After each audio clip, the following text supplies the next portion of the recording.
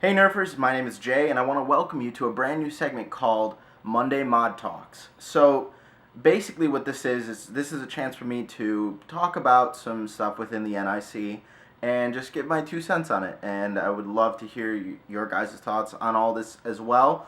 But I figured we'd start this off with an oldie but a goodie. And the question of the day that we're going to talk about is going to be springers versus flywheels.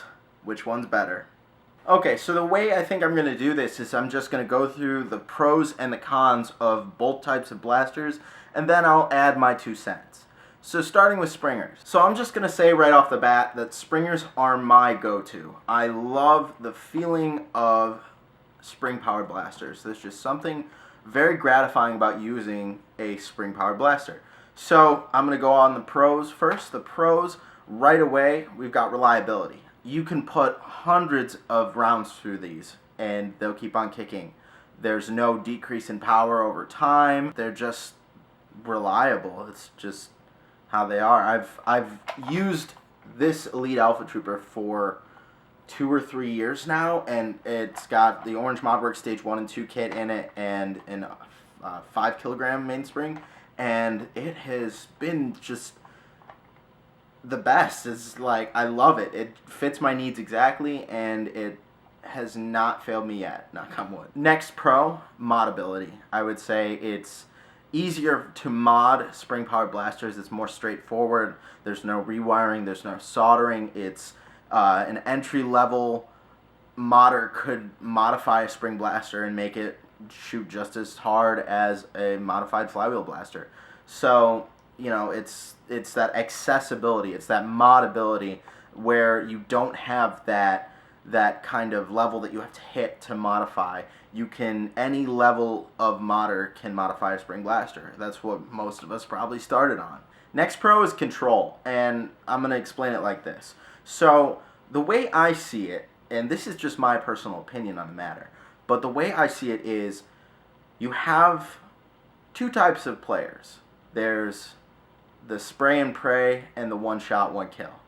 So the way I see it is that you have more control when you're not just firing randomly. Each shot is deliberate. You have to load and reload every time. You have to stop and think about what you're trying to hit. It's not just like, you know, like you actually have to put effort and thought into each shot. Now for the cons for springers. First con is wearing down parts. And what I mean by that is I'm thinking specifically of plunger heads, plunger tubes, priming rods, stuff like that. Over time, that stuff can break down, and I get that. The thing with that is that all the stuff is replaceable, and you can upgrade stuff, so, I mean, it's not too big of a con. Con number 2, rate of fire. The way I see it, there are 2 types of people, spray and pray, and one shot, one kill. So, rate of fire, while subjective, could be a con for people who like the spray and pray method, especially when you're dealing with multiple targets at once in a small area. You want to get as much foam at them as possible, and with a springer, especially like some of the NIC style stuff, which is more homemade, you don't have that option. So, you know, it's harder to take down multiple targets when you don't have that rate of fire. That's all I can really think of for cons for springers. So let's move on to the flywheelers. Okay, so now let's talk about flywheel blasters. Let's start with the pros. Pro number 1, intimidation. I'm a firm believer in intimidation factor and how it affects Nerf Wars. So when you have properly modified a blaster, a flywheel blaster, and you've got it running on like a 2S or 3S LiPo, and you've got like Hellcats in there or Honey Badgers, like that thing is going to make noise, and that is going to make people think twice about trying to tag you. So that's definitely a pro.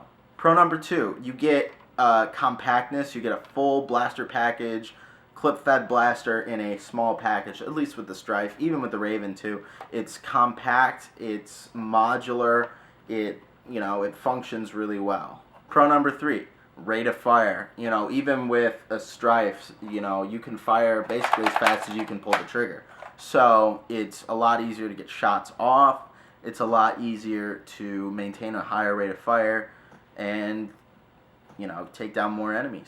The next pro is customization. I would argue that there's a lot more options on the market for Flywheel Blasters than there are for springers. A lot of the more homemade type modifications are for springers, whereas there's a set number of things you can do with this, but there's a lot of different options with what parts you can use, how you want to wire it, what switches you want to use, and then there's all these third-party accessories like the artifact trigger and mag release, and then this is a battery door from Containment Crew. Shout out to them, by the way.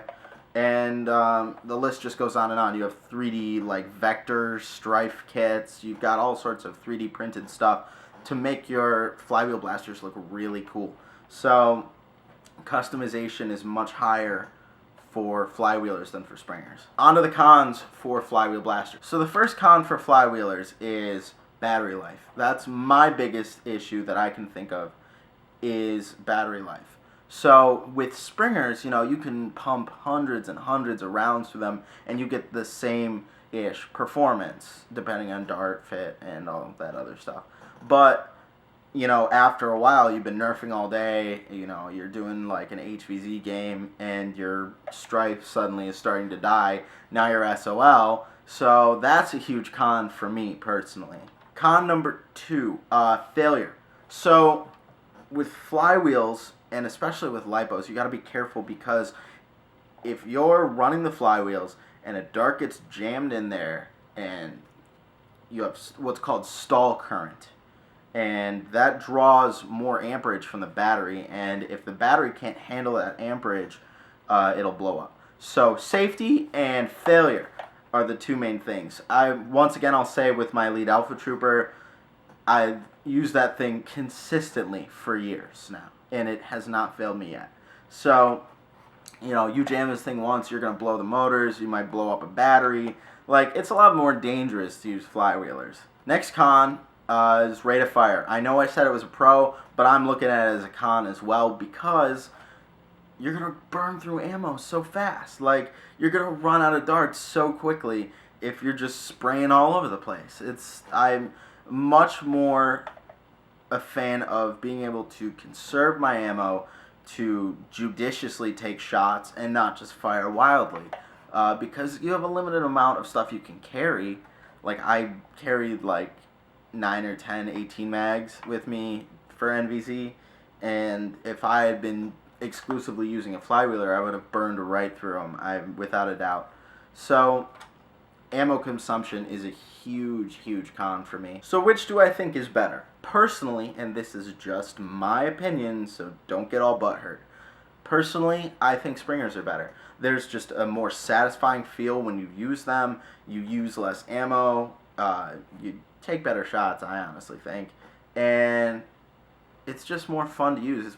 It's more satisfying to like and then shoot, because each time you take a shot, you know that you've loaded it in there, you know that it's going to fire, and there isn't any like worry about whether the pusher's going to actually push the dart in correctly, or if there's any sort of jam that's going to stall the motors. Like, there's no worry like that, and like if you drop it, it's not a huge deal. So I personally think that springers are better. So thank you for watching the first episode of Monday Mod Talk, and if you have a difference of opinion, or if you want your opinion to be heard, please leave a comment below, give this video a like, don't forget to subscribe if you haven't already. Also, shoot me some ideas as to what you might want me to talk about in the next Monday Mod Talk. As always, thank you guys for watching, and I will see you guys later.